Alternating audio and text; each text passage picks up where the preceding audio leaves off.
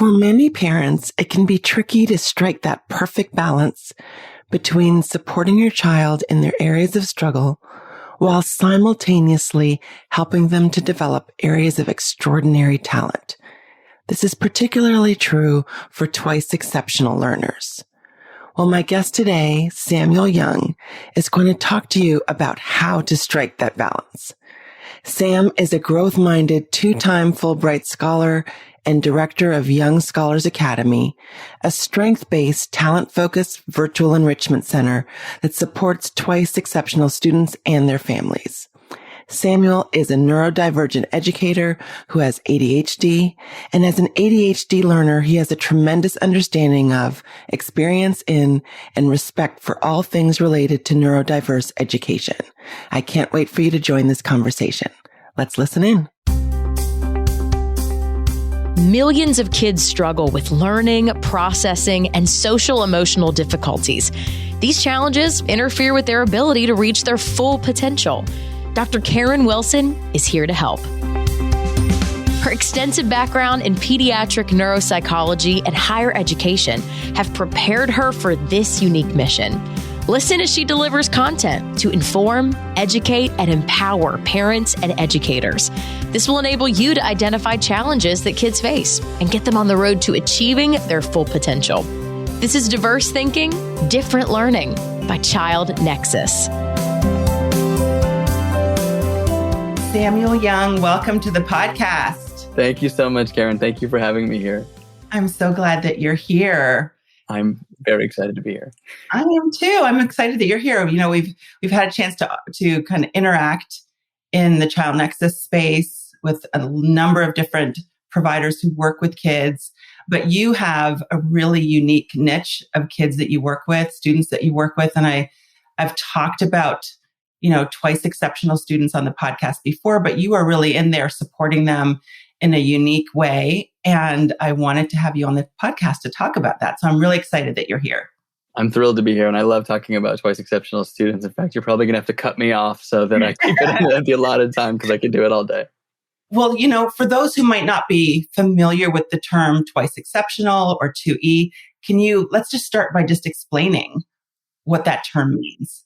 I love to use for visual people that maybe struggle with definitions, I like the idea of the bell curve, right? That you have a student almost straddling the bell curve, and it's someone who has usually a foot in both ends. So oftentimes we think of like gifted and talented students being towards one end, and then students with learning differences or learning disabilities toward the other end. And these are students who firmly plant one foot on both ends and have a simultaneous area in which they have a complex strength and a gift, high ability, talent. And then they also have a complex challenge or exceptional. And that's where the term exceptional comes from. Exceptional giftedness, ability, talent, and exceptional area where they may struggle and require some other supports.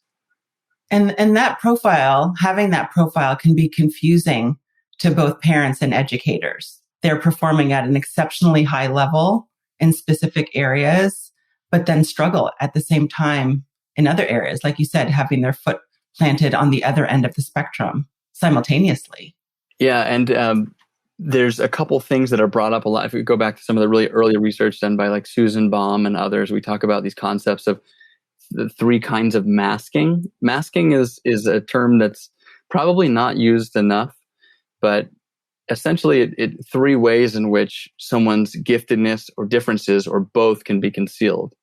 So one kind of masking can be that a student maybe has really strong and loud learning differences that prevent others, including the student, often especially the student, from seeing strengths or showcasing the strengths. So a student maybe who's dyslexic, dysgraphic, and is just really struggling in a production-heavy system. We may not see that the student has like a brilliant visual mind and can recreate a map if they just see it for 5 seconds. The opposite is then when the strengths, and this is when the strengths really cast a shadow over areas for support that might be required. And sometimes that can show up later when production demands get higher and things like that. And then there's the third kind, which is when both are concealed. Unfortunately, we don't see the strengths or the areas for growth because they're both covering one another. Right. And when we do see both, that's when we can really jump in there and provide the support that students need in particularly in the area of weakness, but also to develop those areas of strength. Absolutely. Yeah. And it's really important to understand this idea that the students are always both, right? That, a lot of the times we feel like we need to, with sort of like the No Child Left Behind era, we always have to go back and just try to pick the bottom up, right? Like we can just help the student where they're struggling and just focus on that. And that's, sure, I understand that. But as you're saying, like the real purpose is to help these kids cultivate their strengths and focus on the areas in which they're incredible, because they're incredible kids and adults. Yes. So tell me about kind of how you got into this space of working with kids with this unique profile. Why did you choose to work? Because you have the skills to work with all students, but why did you choose twice exceptional students? I don't know. I believe in, as I get older, I believe in destiny a lot more. I grew up with, my dad's dyslexic and has ADHD. I've always had ADHD and maybe undiagnosed dyslexia. I was going to specialists before there were ed therapists that I knew about. I was going to like phonics coaches and all the things that were cool when I was young. And I always struggled, and I always focused a lot on areas where I felt like I was really bad. It was kind of reinforced. I had amazing parents who were always super supportive, but my self-talk was always the kind of teacher talk. It was like, Sam's always out of his seat. Sam can't pay attention. Sam's not reading. And so from the like early ADHD interventions to a lot of the struggles, I know I never read a book until I was like 28, I think. Spark Notes, big fan of Spark Notes. It got me through high school and college. Don't tell my teachers. But I started teaching very early. And one of the reasons I started teaching, I was in the classroom at 21.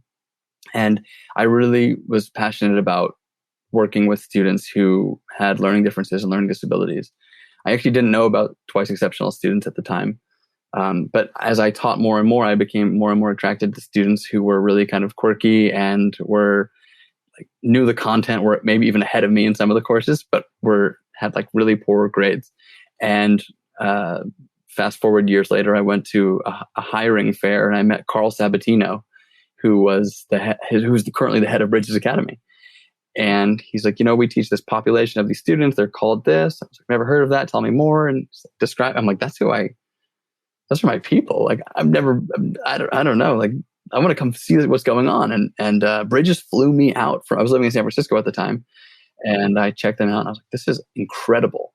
And so just went to Bridges, worked there for years, went to the Bridges graduate school, and it was love ever since. Well, it seems like it was a perfect fit for you and these amazing students.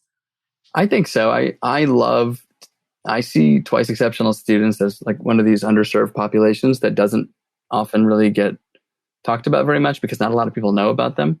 But it's such a rewarding group. And you have a student who is we talk about like asynchronies a lot, right? So you have a student who might have like the intellectual capacity of a graduate student, right? But they're in a 10-year-old's body with maybe a 7-year-old's, emotional maturity. And there's something that is just so exciting and is so rewarding selfishly about working with someone like that, who's just so kind of scattered. They might know every detail. I had a student this morning, I could barely get him to stop talking. And we had a current events course. And he's talking about the new Japanese development aircraft carrier, and it's the number 3 in the world. And he gave us like a detailed rating on why it's number 3. But when I asked him to maybe stop or slow down, he got really upset. And I just thought, like, this is exactly what it's all about. Here's a kid who's so passionate and can do such amazing things and will no doubt do them. And is just going to need a little bit of support in areas like maybe regulation and learning how to ask other people questions and gauge if they're interested and so forth. I don't know. There's just something about that excites me beyond belief. Yes. And that understanding of the areas of weakness because of your lived experience probably gives you a different perspective and allows you to connect with them in a really meaningful way. Yeah, I had someone Rick Olenchok, Dr. Rick Olenchok was one of the early 2 years, but there's kind of like some names out there like Dr. Susan Baum and Rick and others who were really in very early and saying, instead of gifted and learning disabled, they were saying that there's people who are, both at the same time, right? Because the idea of gifted and learning disabled or learning difference is we often think of the person like in a certain context, they're this, and then in another context, they're that. And Susan Baum, in one of the earliest books on twice exceptionality, did this idea, and this is actually where the logo came from for my company, Young Scholars Academy. She said that there's the strengths are yellow, and that the challenges are blue, and that our kids are always green, right? That they're not sometimes yellow, sometimes blue. They're always these complex students. And going back to what you said, Rick had this quote. I interviewed him some time ago, and he said, students are constantly having their deficits reinforced, right? They go to school, they're told they stink, then they see a specialist because they stink, and then they go home and they have to do stuff they stink at. And he's like, that would be like me having to go to the DMV all day, get home, and then being sent to another DMV, and then going to a third DMV. He's like, that's my hell, And there's no just DMV, but no, yeah, no offense. But there's whole businesses that exist to help people avoid that. So meeting students where they are and reinforcing their strengths is absolutely something that hits home for me, because people who did that for me had a massive impact on my life and are the reason that I'd never quit wanting to be an educator or never quit wanting to be an entrepreneur, because there were people that were like, no, you're good, keep going. Right. And that's why we do the work that we do, because we want to support these extraordinary kids, young people, and give them an opportunity to reach their full potential. And you have talked a lot about key ingredients for supporting neurodivergent students. Can you talk about some of them for people who might be listening and wanting to know, how can I provide support that really connects with individuals with this exceptional profile? Yeah, and this stuff all day, Karen, because you're like the goddess in this realm. I mean, you're so good at what you do, and you just are so good at supporting people how they need it and where they need it. And that's because you in this space, you're a mentor. And one of the two things that I say, the two key ingredients, like what you're referring to, I say the salt and pepper, are mentoring and then like-minded peers. And it's this idea that if, again, we're constantly reinforcing deficits when we look at students and say, like, you need to do this, or we need to work on that. But when students can look up and see an imperfect person, right? And say, this is a person who's successful, who's got similar interests to me, similar strengths and talents, and they're really doing it, and they've overcome their own obstacles. And then they can look over and see like-minded kids who are really quirky and have different strengths and talents and interests, and are also doing it just like they are. Then it's a recipe for success. And one of the reasons, I say like the Superman example, right? We like Superman because of kryptonite. Like, we like Superman because he's flawed. If Superman could just always win all the time, it'd be a snooze fest. But there are people that know his weakness, and he comes from another place. It makes him an attractive mentor of sorts, a role model, superhero, right? And I think that including that for our students, like, hey, I'm Sam. I got super ADHD. I've struggled with it my whole life. I've probably read less than 30 books. And here's who I am, but here are some of the things I'm working on doing. And here are the ways that I found to like lead with my strengths, not just focus on that stuff. Because if it were just that stuff, I wouldn't have made it very far. Right. I love the example of Superman, and mentoring is so important for students in terms of getting guidance, but also in seeing their own potential in that mentor in terms of what is possible. So can you talk a little bit about the mentoring role and what that looks like? It's so different because of our students are so different. But having someone, and a lot of the times, I'm not yet a parent. I know you are, of some really adorable kids because I've seen them on Facebook. And I know that it's very different when you're a parent. But one of the the beauties of a mentor is that they can basically say the same thing that you do as a parent, and your kids listen, right? For whatever reason, it's not you. So sometimes just having someone who's like-minded, who just isn't a parent for whatever reason, I don't know why that works, but it seems to.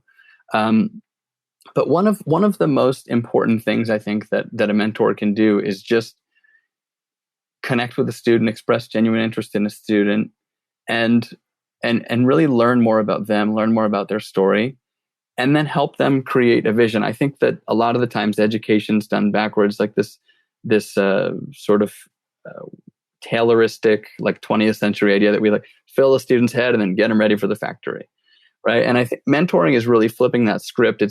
It's sort of being the pilot sometimes and the co-pilot other times, and allowing a student to chart the course, and not just sit there quietly, but ask them, why are we going in this direction? Where do we want to end up? And what do we have to do to get there? Right? And you're kind of building, I would say you're building that rocket and flying it at the same time, but taking pauses and figuring out where do we want to end up. And I think that a lot of the times, again, students are left out of those planning meetings. Their lives are planned for them. The courses are chosen for them.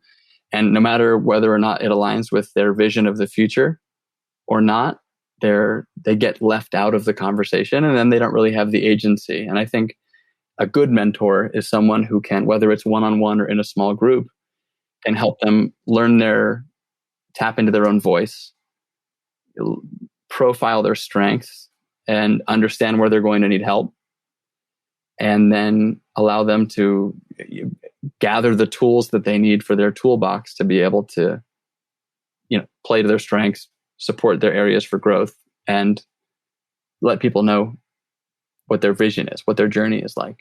Right. And that connection piece and that mentoring relationship is so important. And oftentimes the focus is on academics and on what's not going well in the academic realm.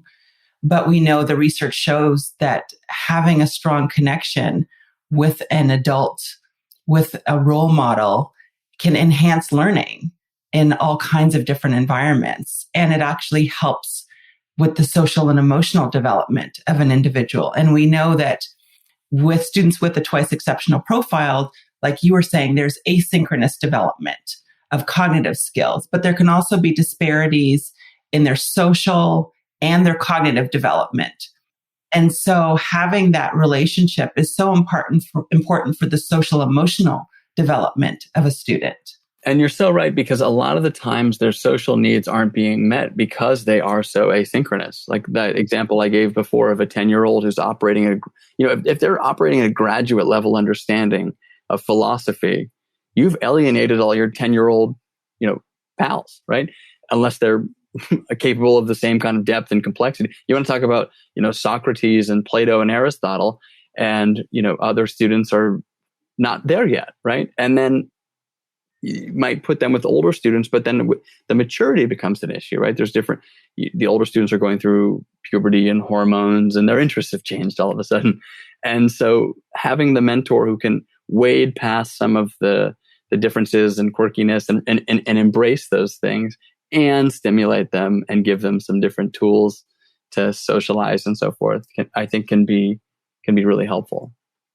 And the example you gave also speaks to the pepper end of the salt and pepper combination, finding those like-minded peers, because I've had parents say, that my child goes to school and all the little kids are running around, playing Pokemon. And like you said, my child is interested in Socrates and why the earth is the way that it is. And it is examining all of these high-level questions. And so finding those like-minded peers is also critical to that social emotional development. Right. And it becomes so important because, these students are asking really high level questions and they're questioning everything, right? Which makes Socrates proud, but they're not just accepting like convergent thinking in the classroom. They're often divergent, and they're not going to rest at incomplete thoughts or half truths, right? And so that can often then cause problems, which can further isolate them from their peers. And one of the reasons I created Young Scholars Academy as a virtual village, I call it the virtual village for twice exceptional students, is because I genuinely have this dream of reaching marooned, twice exceptional students who might be bullied in their school, or they might not have any friends like them. I often say we're lucky because we live in Los Angeles, but unless you live in like LA or New York, there's a lot of people there are a lot of scenes that are starting to sprout up. But for some time, there haven't been a lot of services available. And so the dream of Young Scholars Academy has always been, as you said, like the salt and pepper, is to provide the mentoring and the really, riveting and engaging and dynamic courses, regardless of a student's age, but then to also just create a friend group for them so that they can connect. I had some students this morning. I had 7 to 9-year-olds. You're never going to believe this. I just recorded a video because I'm so excited. I'm sorry, Karen, if this is off topic, but we're creating task management systems. So I have these students reading a young professionals blog where they study 20 different task management systems. So like Kanban, Pomodoro timer, time boxing, all that stuff. And they're creating their own systems and they're presenting them. And one of these students actually made a diagram of a workflow. So if it takes more than 5 minutes, it goes here. And if it needs to be scheduled, use Google Calendar. And if it can't be done, throw it away. Mind blowing. And one of them was like, this is fun. Here's my email. And I walked them all through and I said, how would you do that? Sometimes people might feel uncomfortable saying, what's your email? So I said, a good way to do it is say, I'm interested in connecting. Here's my email. And so we're kind of doing that little, mentoring as we fly the rocket at the same time, as well as doing things that the students are interested in. So it's the salt and pepper coming in at the same time. Absolutely. And again, it sounds like you're really engaging them around something that is interesting to them. And they're having the opportunity to share and to also think about it in a different way and to add the problem solving piece on top of that, which continues, to challenge them. I think that if people build something, they'll own it, and so a lot of the times their classes are broken up into like 3 sections. It's like a introduction to a new topic, small group work, maybe some independent work, and then some sharing. And when the students create something, whether it's like a speech and debate, or they research a crypto project in a cryptocurrency camp, or in this case, like create a task manager, it may be, depending on their schooling situation, the only time that they do something that's really, really intellectually stimulating during the day. So I try to meet them where they are, like in that zone of development, and really kind of ratchet it up to the top of what each student's, capable of, because I think that they love that. And that's so important because so many of parents who have kids with this profile will say, my kids aren't stimulated at school, or they're bored at school. And we know that when programs are tied to a student's interests, we enhance engagement. And when we enhance engagement, we enhance learning. And it seems that enrichment programs are really important for students with a 2E profile. So can you talk about some of the enrichment activities that you use in your program and programs that get students excited, because that's what we want? I just want to say as a across the board disclaimer, if you're a parent and you're listening, or you're part of an ed team on an IEP, if the outcome is ever this student's struggling, let's take away some electives, don't do that, please. That's the worst thing you can do. That may be the reason that kid gets out of bed in the morning. I just got goosebumps. I think about this every time. I had this student. I'm so glad that you said that, because I say that to parents all the time. You don't want to take away something that kids love, right? To have them work on a skill that's hard for them, because you're taking away their joy. And I get it from an admin perspective. Like, it makes sense. Students failing XYZ class, they're, according to the state, they're more important. So let's get rid of ABC. But at the end of the day, that system needs to change. This is the highlight of that kid's day, where they can come together. Maybe they're also not restricted based on grade. If they're in high school and they're a 9th grader, they might be able to dip their toes into a 12th grade elective. So, that's so important. And I just want to, before I go into my own stuff, I always feel compelled to share that, because unfortunately I see it all the time. I have parents come to me and say, my school wants to take my student out of music because he's failing English. And I always say, no one cared. Like Joseph Ranzulli said this, no one really cared how good Albert Einstein was at painting, or how good Pablo Picasso was in the sciences, right? Like we we don't need that. School often leads, in my opinion, to we're trying to create some kind of mediocrity, like students who can do a little bit and do a lot of a little. When in reality, when we think about who we celebrate, right, like the Simone Biles and Greta Thunbergs of the world, we want people that are like really good at one thing. Like, I don't want my dentist to kind of be okay at dentistry, but also be a painter. Like, I want my dentist to be obsessed with dentistry, right? And I think we need to take the same approach with enrichment. So what I try to do when I created Young Scholars Academy, it was, how can we take what students love, not worry about age, grades, or production, because unfortunately school is so production based, and just allow them to do what they love and then be challenged. So Young Scholars Academy started with a speech and debate class for 10-year-olds, right? A lot of students don't get speech and debate until they're in high school. I was like, these kids are more than capable. They just don't want to write long essays. So I'm going to teach them little formulas they can use. And then we can almost not write at all or write very little. And of course, the outcome is eventually they end up writing a lot and their parents are really excited. But the idea is that, throw away kind of the expectations, check the biases at the door, and delve headfirst, deeper than you think they can go, but holding their hands all the way into their interest and strength areas. I think that's just so important. Absolutely. And can you give some examples of the kinds of programs, enrichment programs, again, because I know your students get excited about the programs. Yeah. So we have, like, this summer we're running over 20 different camps with 45 different sections. We have everything. So as I said, speech and debate, cryptocurrency investing. I often say, like, why are we learning calculus, but we're not learning about, personal finance or new breakthroughs? Entrepreneurship. We have creative writing courses. We have 2 courses on film, one's screenwriting and one's making stop motion shorts. One of my favorite ones right now is content creation. Look, what we're doing right now, the number one growing field, especially with the pandemic, is content creation. But, we still have students reading Shakespeare and so forth and not learning how to write, copy, or how to put together a compelling blog, or tap into what problems they can solve authentically. We have so many different courses. One program, we have Dungeons and Dragons camp. A very good friend of mine created a program called Mathlandia, which is a quest-based math game. So it's sort of like a Dungeons and Dragons offshoot. That is a really popular one that always sells out. There's so many camps. I could go on and on and on. But the idea is to create virtual programming that is not offered anywhere else, and to be able to build genuine community around the programming. So whether it's, just taking something that is really important and getting it to students at a younger age than it's conventionally offered, or doing something that no one's really ever heard of. I had a brilliant ed therapist that I'm friends with, and she is, I don't want to use the wrong word, but she's kind of like a medium, sort of. Like, she feels like she can non-verbally communicate to 2E kids.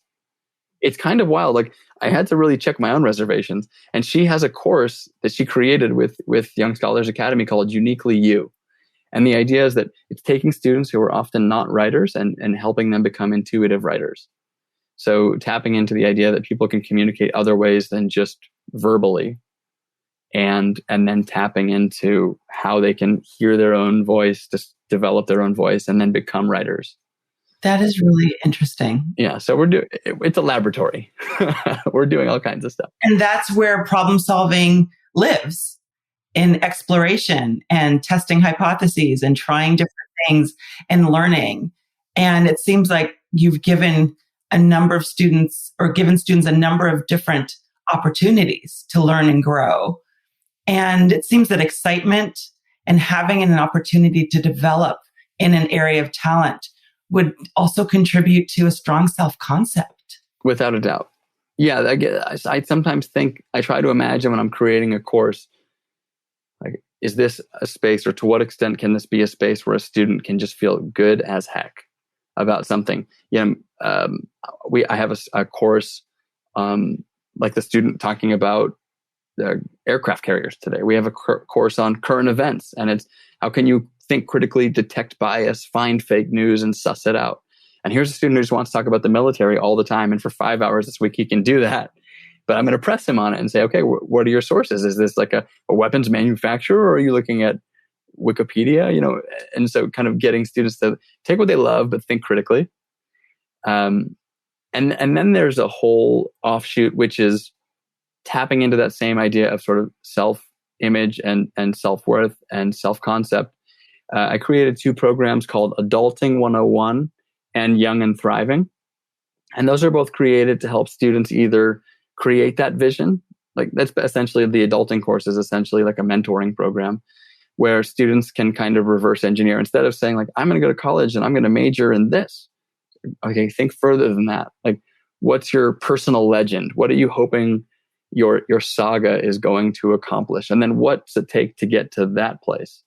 And kind of reverse engineering a vision. Okay, instead of saying like, I'm going to major in this, saying like, I'm going to create defibrillators or whatever it may be. And to do that, I need to major in engineering, and I'm going to go to this school because it's a good one and they understand people like me, or whatever it may be. Right. So that's a really cool one. And then I also have Young and Thriving, which is creating systems to help students. And some of our courses, Karen, I'll stop talking. I could talk about these forever, but some of them go for a week, and they're like a week-long summer camp, some 6 weeks. But I also have programs that run 9 months. So we have a Young and Thriving Senior Edition, which is helping students get ready for college.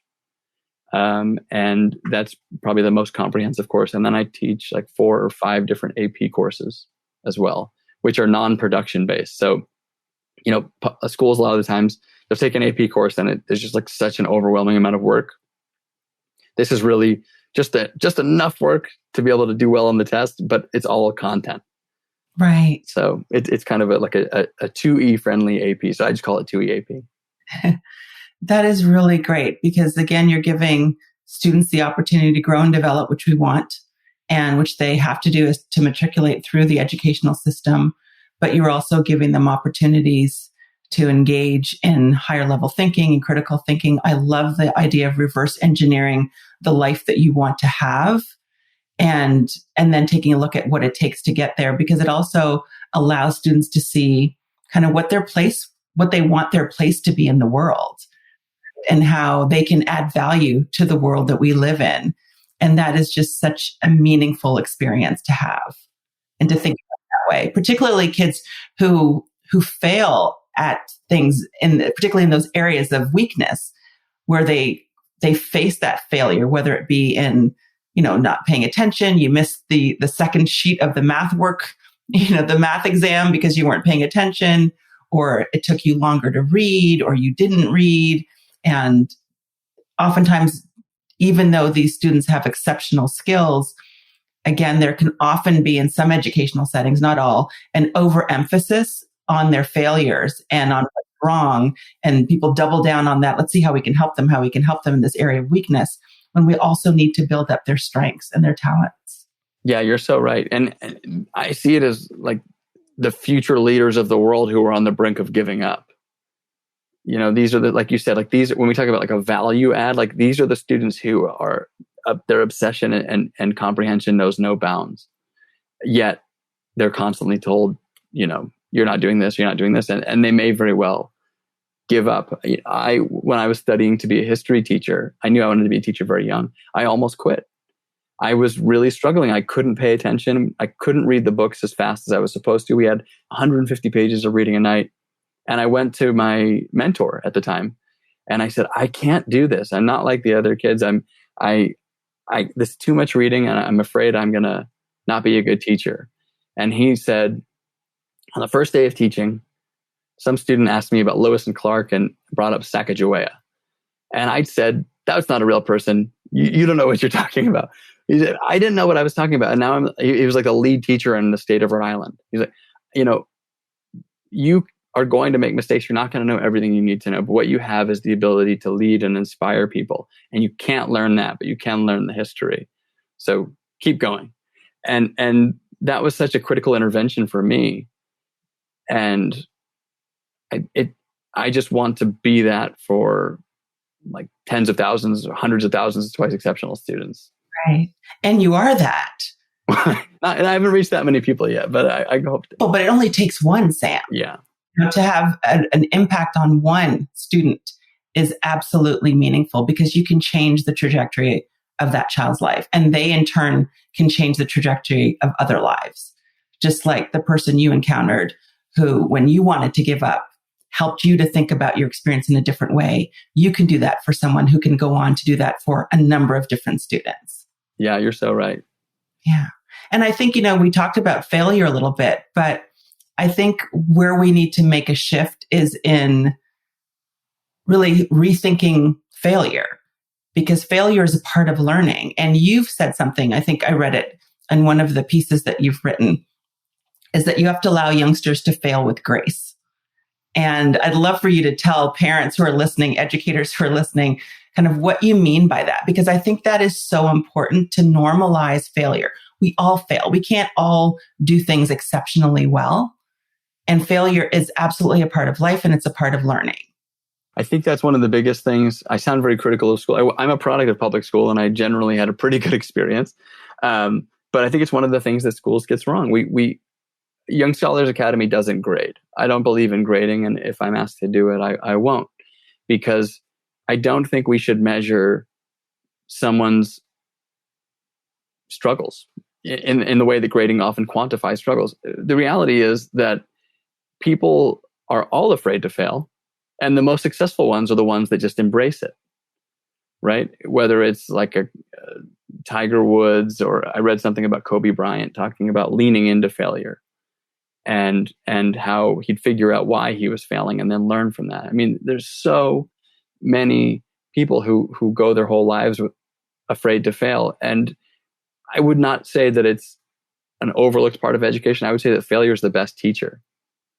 And you don't really learn from your victories a lot of the times. We don't often reflect, right? It's like a Yelp review, right? Like if I have a great dinner, I'm going to rub my belly and go home satisfied. If I'm really ticked off, I might take to Yelp and say my food, right? So that's like how grading is. If we don't allow students to reflect on like the Yelp reviews and when the things are down, and we just kind of write it off when they do well because it's expected, I think we're shortchanging them. It's so important to be able to both admit as mentors that we fail, share lessons from our own failure, and then do our very best to create a safe space for our students to fail. I mean, that's my goal, is to be able to create a space where students can fail in style and learn from it.